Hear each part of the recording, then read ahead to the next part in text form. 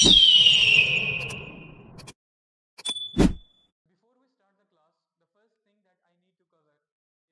Of being, पहले उसकी presence दिखाओ मुझे, वो एग्जिस्ट करती है कि नहीं करती है। Second thing, state of action, उसी का काम इसी तरह से इधर मारो मेरे ख्याल से, क्योंकि अगर आई को इधर ले जाओगे, शी को इधर ले जाओगे, प्रेजेंट सिंपल में बहुत पंगा होने वाला है, नहीं समझ में आएगा प्रेजेंट सिंपल। अस्सलाम वालेकुम वरहमतुल्लाहि वबरकातुहू। माय नेम इज इरफान और हमने पिछली क्लास में introduction of English language cover कर लिया था और आज दूसरी क्लास है और दूसरी क्लास में हम पहला चैप्टर कवर करने वाले हैं। जैसे कि मैंने आप सबको बताया था पिछली क्लास में कि English is a very broad language और इसमें बहुत सारी चीजें हमें कवर करनी पड़ती हैं, but we are here to cover the basics only. और आज पहली क्लास जो कि सिर्फ बेसिक पे हम फोकस करेंगे and we will understand that what are the basics of English language. जैसे कि मैंने कल भी बताया था, English is a language and with this one particular language we are going to do many things. इसके साथ बहुत सारी चीजें की जा सकती हैं। Even in English there are more than 90 genres that are available और उसमें से सिर्फ हमने एक सीखनी है, स्पोकन इंग्लिश। इसमें ड्रामा आता है, इसमें लिरिक्स आता है, इसमें पोइट्री आती है, इसमें non fiction, fiction, every single thing, melody, every single thing is available. लेकिन हमें किस पे फोकस करना है? We are going to focus on only one particular thing that is spoken English. तो before we start the class, इससे पहले कि मैं क्लास स्टार्ट करूं, एक चीज जिसपे सबसे पहले मुझे ध्यान देने की जरूरत है कि कोई भी चीज अगर मैं स्टार्ट करता हूं तो मुझे शुरू कहां से करूं। There should be some kind of start. अगर मेरे पास एक परफेक्ट स्टार्ट नहीं है तो I will be lost in between, मुझे चीजें समझ में नहीं आएंगी and later on and the end of the day कुछ भी समझ में नहीं आएगा। Whatever I have understand, whatever I have read it out.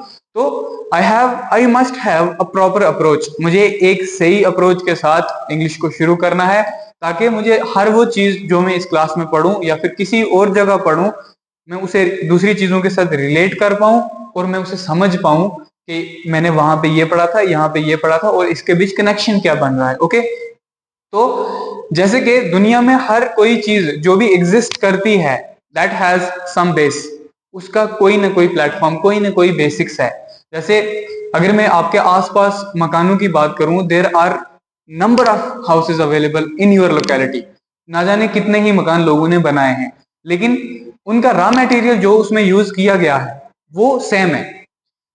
अपनी सिटी को देखो, ध्यान से देखो, हर एक उम्दा से उम्दा, खूबसूरत से खूबसूरत मकान बनने वाला बेसिक कुछ चीजों से बना है। जैसे उसमें यूज होने वाला सरिया, सीमेंट, कंक्रीट और जो बेसिक चीजें 5-6 मिला लो और उसी से डिफरेंट डिफरेंट शेप के हर किस्म के मकान बनाए जाते हैं।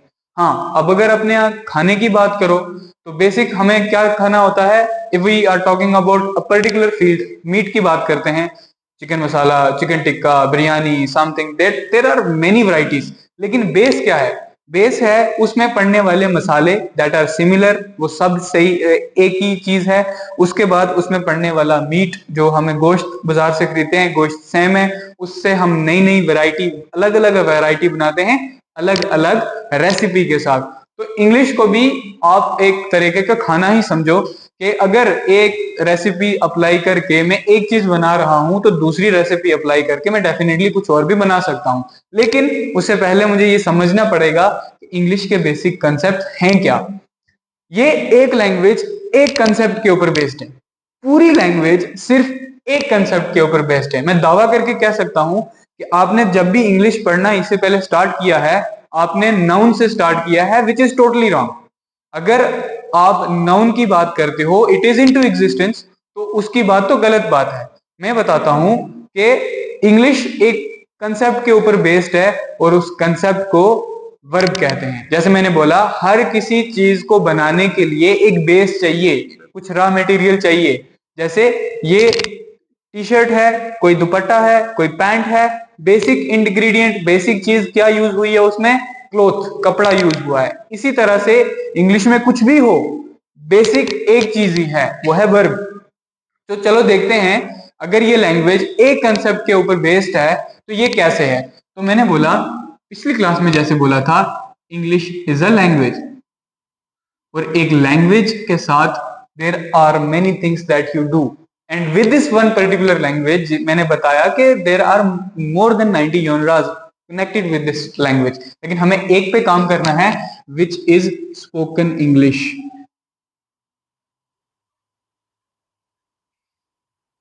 तो चले समझते हैं स्पोकन इंग्लिश समझने के लिए, इस लैंग्वेज को समझने के लिए, जैसे मैंने बताया this is based on one concept that is verb. तो ये वर्ब है क्या? अगर मैं बेसिक डिक्शनरी जो आपकी ग्रामर स्कूल में लगी हुई डिक्शनरी है या फिर ग्रामर है उसको उठाऊं, मैं पढ़ूं, तो उसमें मुझे पता चलता है verb is a work. Verb एक ऐसा कंसेप्ट है जो किसी भी काम के होने या करने को बताता है, but that is wrong. Verb की एक डेफिनेशन है जो कि स्कूल की डेफिनेशन बिल्कुल भी नहीं है। वर्ब की एक डेफिनेशन है, वर्ब कहता है स्टेट ऑफ बीइंग, और उसी साइड दूसरी साइड कहता है स्टेट ऑफ एक्शन। वर्ब की सिर्फ दो प्रॉब्लम्स हैं। ये कहता है पहले स्टेट ऑफ बीइंग, दूसरा स्टेट ऑफ एक्शन। पूरी लैंग्वेज एक कंसेप्ट के ऊपर बेस्ड है और मैं प्रूव करूंगा ये एक कंसेप्ट के ऊपर बेस्ड कैसे है। मैंने बोला स्टेट ऑफ बीइंग, वर्ब कहता है पहले किसी चीज का मौजूद होना जरूरी है। जो मेरे सामने है ही नहीं, मैं उसकी बात करूंगा कैसे? मान लो मेरे हाथ में मार्कर है ही नहीं, तो मैं अपने हाथ पे मार्कर की बात करूं कैसे जब ये एग्जिस्ट करता ही नहीं, जब ये इस दुनिया में है ही नहीं, इसका कोई नाम है ही नहीं, ये मुझे पता भी नहीं ये चीज है क्या। इस मार्कर को मार्कर ना बोलूं मैं क्या बोलूं इसको किस तरह पुकारूं? तो वर्ब कहता है स्टेट ऑफ बीइंग, पहले उसे एग्जिस्ट करवाओ, पहले मुझे दिखाओ वो चीज है क्या। मेरा नाम इरफान है, मैं इस एकेडमी का मालिक हूं, ये एकेडमी है। हाँ, इरफान भी है, एकेडमी भी है, बीइंग है, एग्जिस्टेंस है, कहीं ना कहीं वो चीज एग्जिस्ट करती है, तभी उसकी बात की जाएगी, अदरवाइज उसकी बात नहीं की जाएगी। कौन क्या है, कौन क्या है, ये बात करता है वर्ब की फर्स्ट स्टेटमेंट जो है स्टेट ऑफ बीइंग। कहती है भैया जी पहले उसे जाहिर करो, पहले मुझे दिखाओ वो चीज है, और उसी के काम की बात होगी बाद में state of action. State of being, पहले उसकी प्रेजेंस दिखाओ मुझे, वो एग्जिस्ट करती है कि नहीं करती है। Second thing state of action, उसी का काम, मैं इरफान हूं, माई नेम इज इरफान, ये मेरी स्टेट ऑफ बीइंग है, मैं एग्जिस्ट करता हूं। After that I am a trainer, ये मेरा काम है। दिस इज अ मार्कर, ये इसकी स्टेट ऑफ बीइंग है, ये इसकी स्टेट ऑफ बीइंग है, ये कहता है मैं एग्जिस्ट करता हूं। मार्कर कहता है दिस इज अ मार्कर, ये एग्जिस्ट हो गया, अब इसकी बात की जाएगी। This marker is used for writing, ये मार्कर यूज किया जाता है राइटिंग के लिए, पहली उसकी state of being. After that there is a state of action. अगर इन सिंपल वर्ड, इन सारे झंझट को मैं एक वर्ड के साथ डिफाइन करना चाहूं, मैं बोलूं state of being is basically introduction. D you, state of being को मैं बेसिकली इंट्रोडक्शन मानू। मैंने बोला मैं इरफान हूं, मैं यहां हूं, माय नेम इज इरफान, मैंने अपने आप को क्या किया, इंट्रोड्यूस की तो किया। मैंने बोला दिस इज अ मार्कर, इसको मार्कर को क्या किया मैंने, इंट्रोड्यूस किया। तो स्टेट ऑफ बीइंग क्या है, कौन क्या है, पहले उसको एग्जिस्ट कराओ। और वो कैसे करोगे, when you will pass an introduction, जब उसकी आप इंट्रोडक्शन करोगे, उसका तारुफ करवाओगे किसी चीज के साथ, भैया जी ये बोर्ड है, इसकी इंट्रोडक्शन है, ये बोर्ड एग्जिस्ट करता है, पहले एग्जिस्टेंस, पहले बीइंग, उसकी इंट्रोडक्शन करवाई। आफ्टर दैट हम देखेंगे कि इसका काम क्या है। ओके, तो state of being simple means introduction, and state of action कौन क्या करता है, उसका काम क्या है। State of action simply means work, उसका काम। स्टेट ऑफ बीइंग मतलब उसका काम। स्टेट ऑफ बीइंग, मैंने बोला English is a language, English एक लैंग्वेज का एक कंसेप्ट के ऊपर बेस्ड है, इंग्रेडिएंट सेम है जो है वर्ब। वर्ब की एक डेफिनेशन है जो कि बिल्कुल सिंपल है, वर्ब कहता है स्टेट ऑफ बीइंग है और स्टेट ऑफ एक्शन है। स्टेट ऑफ बीइंग में वर्ब बोलता है, स्टेट ऑफ बीइंग बोलता है उसका जाहिर होना जरूरी है, उसका प्रेजेंस होना जरूरी है। तो बेसिकली हमने अंडरस्टैंड किया कि state of being is nothing but introduction of something, ये कुछ भी नहीं है बल्कि कुछ इसका कोई किसी ना किसी चीज का तारुफ है। उसके बाद हमने समझा स्टेट ऑफ एक्शन, भाई अगर स्टेट ऑफ एक्शन है, उस कोई चीज है तो उसका काम भी तो होगा, ये मार्केट एग्जिस्ट करता है, इसका कोई काम भी तो है, मैं खुद हूं, मेरा कोई काम तो है, मैं थोड़ी आ गया हूं। तो कौन क्या करता है, in simple word that is work. अभी तक हमने यही समझा। After that we will work. अब ये कौन करता है, देखो एक सेंटेंस इंग्लिश में मैं साइड पे लिख देता हूं। एक सेंटेंस इंग्लिश में, कोई भी सेंटेंस फ्रेम करने के लिए आपको तीन चीजों का पता होना जरूरी है। पहला, आपको पता होना चाहिए सब्जेक्ट, दूसरा आपको पता होना चाहिए टाइम, तीसरा आपको पता होना चाहिए ऑब्जेक्ट। सब्जेक्ट कौन भाई, करने वाला, जब मैंने बोला we are going to learn this language and we are going to learn this language to speak, हम इस लैंग्वेज को सीखने वाले हैं बोलने के लिए, तो बोलेगा कौन? मैं बोलूंगा, हम लोग बोलेंगे, इंसान ही तो बोलेंगे। कभी किसी गाय को बोलते हुए मुझे भूख लगी है, घास डाल दो, नहीं बोला। मार्कर ने कभी बोला भाई बस कर दे, लिख मत मेरे से, मैं थक गया हूं, कभी बोला है? नहीं बोला। तो कैसे पॉसिबल है? बोलेगा कौन? The only person who will speak is us, हम लोग ही बोलते हैं। ओके, तो बात करने वाले कौन? बात करने वाले हम। किसकी बात हो रही है? एक लैंग्वेज की, कम्युनिकेशन के वे की। English is a language based on one concept that is verb. एक इसकी एक स्टेटमेंट है, state of being, state of action. State of being कहती है इंट्रोडक्शन कराओ, उसका तारुफ करवाओ, उसकी पहचान करवाओ, उसको एग्जिस्ट करवाओ। उसके बाद स्टेट ऑफ एक्शन बोलता है कि उसका कोई काम भी है उसको मुझे दिखाओ। तो करने वाला दोनों केसों में कौन है? करने वाले हैं हम लोग। Who is the doer? Doer कौन है? डूअर है हम लोग। और हमें इंग्लिश में सब्जेक्ट कहा जाता है। जो भी बोलने वाले जीव जंतु जितने भी हैं, जो जिस चीज की बात हो रही होगी, एक सेंटेंस में, एक पैरे में जिस चीज की बात हो रही होगी उसे बोलते हैं सब्जेक्ट। और हमें इंग्लिश बोलती है सब्जेक्ट। और टोटल सब्जेक्ट इंग्लिश में 8 हैं और इन्हें याद करना पड़ेगा। टोटल सब्जेक्ट 8 हैं। I, we, you, they, he, she, it और किसी का भी name. These are the 8 basic subject. मैंने बोला बेसिक सब्जेक्ट, तो बेसिक शब्द मैं बहुत ध्यान से यूज कर रहा हूं यहाँ पे, आपको बाद में समझ आएगा क्यों। ये 8 बेसिक सब्जेक्ट हैं। आई मतलब मैं, एक इंसान। वी मतलब हम लोग, अगेन इंसान। यू मतलब आप, इंसान। दे मतलब वो लोग, इंसान। ही मतलब कोई आदमी, इंसान। शी मतलब कोई औरत, इंसान, लड़की, इंसान ही है।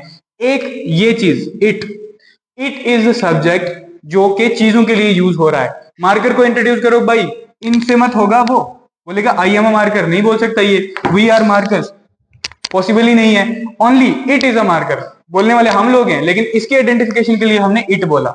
बाकी जितने भी हैं, जितने भी 6 सब्जेक्ट हैं, वो 6 सब्जेक्ट हमारे लिए हैं। हमें अलग अलग डिस्क्राइब किया गया है। जैसे मैं अकेला हूं तो आई हूं, हम 2 हैं तो वी हैं, या 4 का ग्रुप है। लेकिन कोई दूर बैठा है तो दे हो, किसी अकेले की बात हो रही है तो यू हो, अकेले मर्द की बात हो रही है। These are the different identification, इसीलिए इन्हें बोला जाता है सब्जेक्ट। बात क्या है, मैटर क्या है? एक इट इज द सब्जेक्ट जो कि चीजों के लिए यूज होता है। और एट द एंड मैंने लिखा नेम ऑफ एनीथिंग, जिसमें चीजें भी आएंगी, जानवर भी आएंगे, जगह भी आएगी, name, place, thing, every single thing will be concluded here in on the basis name. जिस चीज की भी बात होगी, मैं बोलता हूँ ताजमहल खूबसूरत है, तो मैंने इट इज खूबसूरत, it is a beautiful Taj Mahal थोड़ी बोला, मैंने बोला ताजमहल। बेसिक सब्जेक्ट क्या यूज किया मैंने? Taj Mahal is a beautiful place. तो मैंने यहां से कौन सा सब्जेक्ट यूज किया है समझ आ जाना चाहिए कि इसने लॉ यूज किया है, रूल यूज किया है, इसने सबसे पहले सब्जेक्ट नेम यूज किया है। तो यहां तक मुझे लगता है आपको क्लियर हो गया होगा। एक छोटा सा रिकेप करता हूं। मैंने बोला English is a language, English एक लैंग्वेज है। पूरी लैंग्वेज एक कंसेप्ट के ऊपर बेस्ड है जिसे बोलते हैं वर्ब। वर्ब क्या है भाई? वर्ब बोलता है स्टेट ऑफ बीइंग, पहले एग्जिस्ट करो, फिर स्टेट ऑफ एक्शन, उसका काम बताओ। स्टेट ऑफ बीइंग कुछ भी नहीं, इंट्रोडक्शन है। स्टेट ऑफ बीइंग क्या है? इंट्रोडक्शन। और स्टेट ऑफ एक्शन को वर्क बोला जाता है। और मैंने बोला करने वाला, इंट्रोडक्शन, इंट्रोड्यूस कौन करेगा? मैं अपने तारुफ खुद करवाऊंगा। कोई चीज, कोई इंसान, कोई यही तो करेंगे तारुफ। इंट्रोडक्शन करेगा कौन? उसके बाद वर्क, उसके बाद मैंने बोला उसी का काम, काम कौन करेगा? हम लोग करेंगे। तो स्टेट ऑफ बीइंग मतलब इंट्रोडक्शन, स्टेट ऑफ एक्शन मतलब काम। करने वाला कौन? करने वाला हम लोग। और हमें इंग्लिश बोलती है सब्जेक्ट। पूरा लिख देता हूं, हमें इंग्लिश बोलती है सब्जेक्ट। सब्जेक्ट कितने भाई? 8 सब्जेक्ट है। कौन कौन से? I, we, you, they, he, she, it, name, these are the basic subject. और जिस तरह से ये लिखे गए हैं, I, we, you, they, he, she, it, name, इसी तरह से इन्हें रट्टा मार लो मेरे ख्याल से। क्योंकि अगर आई को इधर ले जाओगे, शी को इधर ले जाओगे, प्रेजेंट सिंपल में बहुत पंगा होने वाला है, नहीं समझ में आएगा प्रेजेंट सिंपल। तो जिस तरह ये पढ़ाया गया है, जिस तरह मैंने बताया है, I, we, you, they, he, she, it, name, ये मुझे ऐसे ही चाहिए। If you really want to learn the English, अगर आप लोगों को सही में इंग्लिश सीखनी है, सही में कंसेप्ट क्लियर करने हैं, तो जैसे ये वाला पोर्शन तो जैसे मर्जी याद रखो, लेकिन ये वाला पोर्शन ऐसे ही याद रखना है। I, we, you, they, finger tip, I, we, you, they, he, she, it and name, ये इसी तरह याद करना है। आई होप आपको यहां तक अंडरस्टैंड हो गया होगा। तो now let's start and move further. मैंने बोला हम इंग्लिश में दो चीजें पढ़ने वाले हैं। पहली इंट्रोडक्शन, कौन क्या है, उसके बाद वर्क, कौन क्या करता है। तो पहले हम सीखेंगे इंट्रोडक्शन क्या है, उसके बाद सीखेंगे वर्क किसे कहते हैं, और इंग्लिश में अगर किसी चीज का कोई काम बताना हो तो उसे कैसे बोलेंगे, कैसे सेंटेंस फ्रेम करेंगे, और कौन से टेंसेस यूज करेंगे, कौन सी वर्ब यूज करेंगे, कैसे यूज करेंगे। दैट इज वो एक लंबी कहानी है और उसे बाद में छेड़ेंगे। पहले हम कवर करने वाले हैं कि इंट्रोडक्शन ऑफ इंग्लिश लैंग्वेज है क्या, और किसी चीज को इंट्रोड्यूस तारुफ करवाते हैं तो उसे कैसे करवाते हैं। Let's keep the work part into the note of interrogation. हम इसे बाद में आएंगे, सीखेंगे। सबसे पहले हम एक चीज कवर करेंगे, इंट्रोडक्शन होती क्या है। भैया जी, इंट्रोडक्शन को अगर मैं एक सिंपल लैंग्वेज में लिखूं तो इंट्रोडक्शन इज नथिंग, इंट्रोडक्शन है क्या, इंट्रोडक्शन है गिविंग और रिसीविंग, देना या लेना। किसका? गिविंग और रिसीविंग इंफॉर्मेशन। किस चीज का? इंफॉर्मेशन का, जानकारी का लेना या जानकारी का देना इज कॉल्ड इंट्रोडक्शन। मतलब कौन क्या करता है, बस उसकी जानकारी देनी है, उसका काम नहीं बताना है। ये क्या है, इसकी बस जानकारी दे दो। ये क्या है, इसकी जानकारी दे दो। ये क्या है, इसकी बस जानकारी दे दो। ये मार्कर है, इसकी ये जानकारी है, इसकी इंफॉर्मेशन है, इसकी इंट्रोडक्शन है। लेकिन ये काम क्या करता है उसके बारे में बात नहीं होगी। बात हम जब वर्क पार्ट शुरू करेंगे उस तब सीखेंगे कि हम सेंटेंस कैसे फ्रेम करते हैं। अंटिल हम सिर्फ इंट्रोडक्शन सीखेंगे। Let me close this all. Okay, introduction is giving और रिसीविंग किस चीज का भाई? Info. I am writing in short, information is called introduction. जानकारी का लेना या जानकारी का देना क्या कहता है? इंट्रोडक्शन कहता है।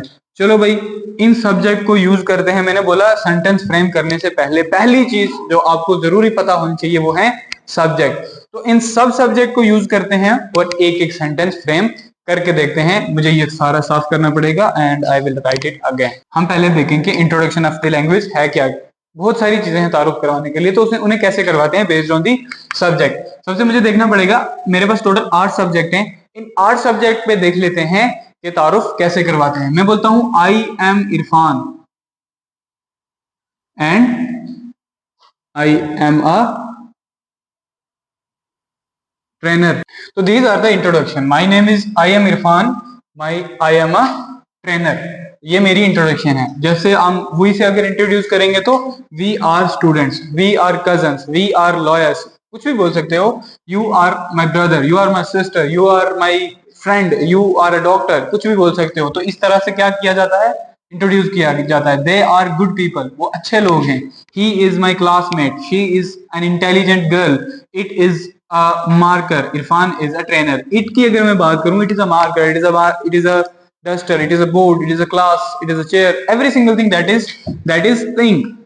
तो इट के अंदर वो कवर हो जाती है। तो इरफान, जैसे मैंने यहाँ पे नेम यूज किया है, Irfan is a trainer, Taj Mahal is a beautiful place.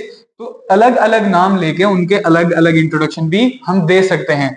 सो इस तरह से हम क्या करते हैं, इस तरह से वी इंट्रोड्यूस थिंग्स। ओके, तो मैंने बोला we are going to start with introduction. Work part को हम बाद में सीखेंगे। क्यों बाद में सीखेंगे? क्योंकि अगर वर्क को और इंट्रोडक्शन को एक एक साथ पढ़ेंगे तो think will be more complex for us to understand. तो इसीलिए मैंने इंट्रोडक्शन पार्ट को पहले बताया और मैंने बोला सब्जेक्ट के ऊपर बेस्ड होता है सारा कुछ। Subject is the main thing, बात कौन कर रहा है उसका पता होना जरूरी है। So we are going to begin with the introduction part. And introduction पे हमने ऑल 8 सब्जेक्ट पे हमने इंट्रोडक्शन लिया। लेकिन अगर आप यहाँ पे एक ध्यान देने वाली बात यह है कि इंट्रोडक्शन हो किसकी रही है। करने वाले तो ये लोग हैं, करने वाले तो 8 सब्जेक्ट हैं। इंट्रोडक्शन हो किसकी रही है? यहाँ पे किसकी हुई इंट्रोडक्शन जी? इरफान की हुई। उसके बाद उसकी प्रोफेशन बताया गया, क्या है? ट्रेनर। तो यहाँ पे किसकी इंट्रोडक्शन हुई? किसी स्टूडेंट की, यहाँ पे किसी भाई की, यहाँ से किसी जर्नल पीपल की, यहाँ पे क्लासमेट की, रिलेशन, एक रिलेशन की इंट्रोडक्शन हुई। यहाँ पे इंटेलिजेंट गर्ल, उसकी क्वालिटी की इंट्रोडक्शन हुई तो लड़की की introduction, but the quality she is possessing उसका तारुफ करवाया गया कि वो कैसी है। उसके बाद हमने बोला दिस इज अ मार्कर। तो इंट्रोडक्शन किसकी हुई? इट की, इट से मार्कर की इंट्रोडक्शन हुई। एट द एंड एक ट्रेनर की इंट्रोडक्शन हुई। ओके, तो जितने भी ये नाम हैं, जितने भी ये वर्ड्स हैं, दीज आर द नेम्स, ये नाम है किसी न किसी चीज के। इरफान कौन है भाई? कोई बंदा, नाम है। ट्रेनर कौन? किसी प्रोफेशन का नाम। स्टूडेंट कौन? किसी प्रोफेशन का नाम। ब्रदर कौन? किसी रिलेशन का नाम। पीपल कौन? General people. क्लासमेट कौन? Again relation. इंटेलिजेंट गर्ल, उसकी क्वालिटी। मार्कर, कोई चीज। एंड ट्रेनर, एक प्रोफेशन का नाम। तो यहां से मुझे अंडरस्टैंड होता है कि जैसे जितने भी प्रोफेशन है, स्टूडेंट मैंने लिखा, ट्रेनर। तो as we understand that student, teacher, lawyer, जैसे कि मैंने इंट्रोडक्शन पे जब इंट्रोडक्शन देना शुरू किया, मैंने बोला trainer, I quote the name of profession. तो जितने भी ये सारे लोग हैं, ये किसके हैं? किसी प्रोफेशन के नाम है। तो हम इंट्रोड्यूस जब करते हैं, किसी के प्रोफेशन को करते हैं। आफ्टर दैट, जैसे मैंने यहाँ पे लिखा था, यू आर माई ब्रदर, तो नेम ऑफ रिलेशन भी आ सकते हैं किसमें? Under the introduction part. And उसके बाद मैंने इट से जब इंट्रोड्यूस किया, मैंने बोला, लिखा इट इज द मार्कर। सो जितनी भी चीजें हैं वो इसके अंडर आ सकती हैं। If you will understand them deeply, अगर अब ध्यान दो इधर, ये सारे नाम हैं किसी न किसी प्रोफेशन के, किसी न किसी रिलेशन के, किसी न किसी चीज के। तो अगर इस पे मैं ध्यान दूं तो मैंने समझा ये नेम्स ऑफ प्रोफेशन है। सेकंड बार पे नेम्स ऑफ रिलेशन है। And third we have the names of things. ये सारे ही नेमिंग वर्ड हैं। इंट्रोडक्शन किसकी हो रही है? किसी ना किसी प्रोफेशन की, किसी ना किसी थिंग की, किसी ना किसी रिलेशन की। मतलब अगर मैं एक जर्नल कोटेशन यहां पे करूं, दुनिया में जितनी भी चीजें हैं, visible, non visible, we are able to touch them, we are not able to touch them, we are able to see them, हम नहीं देख सकते बट वो एग्जिस्ट करती हैं। उनके लिए एक आइडेंटिफिकेशन है, उनका कोई ना कोई नाम है। Without name we can not call somebody और समथिंग। अगर मैं इसे मार्कर ना बोलूं तो मैं फिर इसे पुकारूं क्या? मैं क्या बोलूं? मैं इसे कैसे अंडरस्टैंड करूं? मुझे समझाना है आपको। This is journal code. ये मार्कर है, आपको भी पता है, मुझे भी पता है। मैं बोलूंगा मार्कर मुझे दे दो, तो आप यही चीज उठा के देने वाले हो। मैं बोलूं डस्टर मुझे दे दो, मुझे यही मिलने वाला है, because there is a name. उसको आइडेंटिफाई करने के लिए एक नाम है। There is a lot of name. हर दुनिया में पाई जाने वाली हर किसी चीज का एक नाम है। और इसीलिए हम कहते हैं ऑल द नेमिंग वर्ड्स, जितने भी दुनिया में एग्जिस्ट करने वाले नाम हैं, all the naming words are called noun in English. मैंने बोला इंट्रोडक्शन कौन करेगा? हम लोग करेंगे। सब्जेक्ट करेंगे किसकी? किसी नाम की, कोई किसी ना किसी चीज एग्जिस्टेंस की। Every single thing that exist has a naming word. दुनिया में जितनी भी चीजें एग्जिस्ट करती हैं, उनका कोई नेमिंग वर्ड है। मैंने वर्ड लिखा, क्यों लिखा? मैंने बोला मैं इरफान हूं। ये इरफान है कि मैं हूं इरफान? इरफान मैं हूं, ये उस बोर्ड पे लिखा गया सिर्फ एक वर्ड है। ये ट्रेनर है। ट्रेनर कौन है? मेरा प्रोफेशन कि ये ट्रेनर है? ट्रेनर जस्ट बोर्ड पे लिखा गया एक वर्ड है। ट्रेनर है कौन? मैं। ये मार्कर है, मार्कर ये है, बट वहां पे लिखा हुआ सिर्फ इसका एक वर्ड है। So every single thing that exist in this particular world, जितनी भी चीजें यहाँ पे एग्जिस्ट करती हैं, उनका कोई ना कोई नेमिंग वर्ड है। वो एक नेम कैरी करती हैं, और सब नेमिंग वर्ड दुनिया के नाउन हैं। इसम जिसे बोलते हैं उर्दू में। दुनिया में जितने भी पाई जाने वाली चीजें हैं, इंसान है, जगह है, जितनी भी चीज है, हर एक चीज जो भी आप आंखों से देख सकते हो, दिमाग में इमेजिन कर सकते हो, वो एक नेमिंग वर्ड कैरी करती है। और all the naming words are called noun. और इंग्लिश ग्रामर में नाउन की डेफिनेशन है अ नेम और अ पर्सन और अ प्लेस और अ थिंग। लेकिन मैंने बोला जितनी भी दुनिया में एग्जिस्ट करने वाली चीजें, उन्हें नाउन बोलते हैं। This is a general statement, और every single thing is concluded in that one particular statement. तभी मैंने बोला naming word, every single thing has a naming word, and naming word को ही क्या बोला जाता है? नाउन बोला जाता है।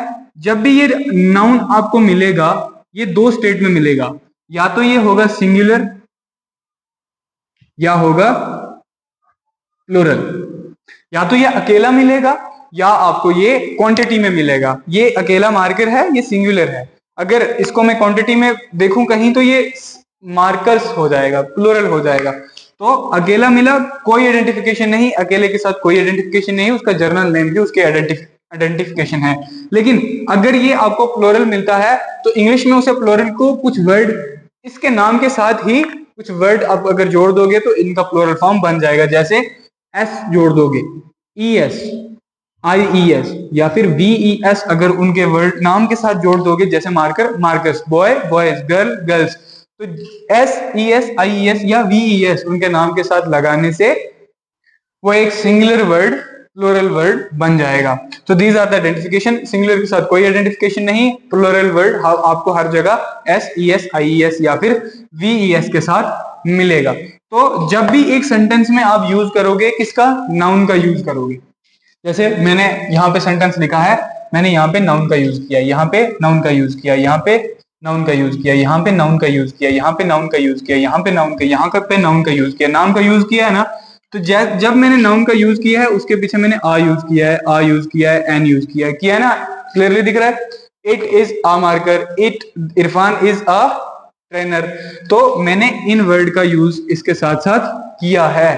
तो जब कभी भी एक नाउन का हम सेंटेंस में इस्तेमाल करते हैं उसके साथ साथ हम आर्टिकल का इस्तेमाल भी करते हैं। नाउन एंड आर्टिकल्स वो चचेरे भाई हैं। Nouns and articles are the cousin brothers. जब भी आर्टिकल नाउन आएगा उसके पीछे आर्टिकल जरूर लगेगा। विदाउट आर्टिकल नाउन एग्जिस्ट नहीं कर सकता, ना ही वो अपनी सेंस बना पाएगा। ओके, तो नाउन लिखने से पहले आर्टिकल का होना जरूरी है। लेकिन मैं ए कहां लिखूं, एन कहां लिखूं, और ऐसा भी नहीं है कि आर्टिकल सिर्फ दो ही हैं, आर्टिकल तो तीन है। आर्टिकल कौन कौन है, ए, एन, द, ये तीन आर्टिकल हैं। द तो मैंने किसी के साथ नहीं लिखा, मैंने सिर्फ आ या एन लिखा है, और किसी के साथ तो आर्टिकल लिखा भी नहीं है। तो ये क्या माजरा है, ये समझेंगे हम थोड़ा सा आगे जाके। लेकिन फिलहाल इतना समझ लो कि मैं कौन से वाले नाउन के साथ कौन सा वाला आर्टिकल यूज करने वाला हूं, इस पे थोड़ी सी रोशनी डालते हैं और समझते हैं क्यों। जब भी कभी नाउन के साथ आर्टिकल का इस्तेमाल करना हो तो एक रूल का याद रखना जरूरी है। वो रूल है whenever there is a singular noun in a sentence। मैंने किसकी, कौन से नाउन की बात की, सिंगुलर नाउन की बात की। whenever there is a singular noun in a sentence we use a before it। कौन सा वाला आर्टिकल यूज करोगे, आ यूज करोगे। ये सिंगुलर है भाई इसलिए आ लगा, ये सिंगुलर है इसीलिए आ लगा, ये सिंगुलर है लेकिन एन लगा, फिर से पंगा। तो चलो समझते हैं। मैंने बोला whenever there is a singular noun in a sentence we use a before it। इतना तो समझ में आया, n क्यों लगा। if it carries a vowel sound, if it carries a vowel sound, not the vowel word, sound। अगर वो sound carry करता है vowel तो उसके पीछे लगेगा n। if it carries a vowel sound we use n before it। इसी फंडे के हिसाब से हम देखते हैं कि आ कहां लगाना है, एन कहां लगाना है, और दा तो मैंने पढ़ाया नहीं। दा के लिए एक और चीज है वो अलग से पढ़नी पड़ेगी। मैंने बोला रूल समझ लो, रूल देख लो। Whenever there is a singular noun in a sentence we use a before it। हम उससे पहले आ का यूज करते हैं। उसके साथ साथ पढ़ाया if it carries a, कौन सी साउंड भाई, vowel sound, we use and before it, we use before it। हम उससे पहले एन का यूज करते हैं। सो आज के लिए इतना ही रखते हैं, कल हम समझेंगे दा का यूज क्या है, आ और एन क्या है। एक छोटा सा रिकैप कर लेते हैं पूरी क्लास का, जो जो हमने अभी तक पढ़ा, उसके बाद छुट्टी। तो मैंने पढ़ाया इंग्लिश इज अ लैंग्वेज, पूरा मैं इंग्लिश में करने वाला हूं। मैंने कल इंट्रोडक्शन क्लास में 4 चीजें बताई थी। मैंने बोला था reading, writing, listening and finally आता है स्पीकिंग। मैंने रीडिंग राइटिंग कर दी, अब रीड कर लो। मैं सुना देता हूं आपको इंग्लिश, या चैनल पे जाओ अलग अलग स्पीचेस सुनो, आपकी लिसनिंग इंप्रूव होगी। और एट द एंड मैंने बोला था कि फाइनल आपको बोलना आ जाएगा। तो देखते हैं जो मैंने पढ़ाया है उर्दू में तो आपने समझ लिया है, अब इसे इंग्लिश में एक टर्म में पूरा बोलता हूं और समझने की कोशिश करो। कॉपी पेन जो भी हाथ में है अगर लिख रहे हो तो नीचे रख दो, मुझे सुनो और समझो क्या मैं क्या बोल रहा हूं। मैंने बोला English is a language, it is a language, it is based on one concept, every single thing has a concept, basic ingredient. तो इंग्लिश भी एक कॉन्सेप्ट के ऊपर बेस्ड है। English is a language that is based on one concept, and the concept name is verb. Verb has a definition. What is the definition? Definition: state of being and state of action. State of being means introduction. State of action means work. Who is the doer? Doer are we. We are English call us subject, and there are 8 basic subject. कौन कौन से? I, we, you, they, he, she, it, name. These are the 8 basic subject. करेगा कौन? करेंगे हम लोग। These are subject हम ही लोग हैं।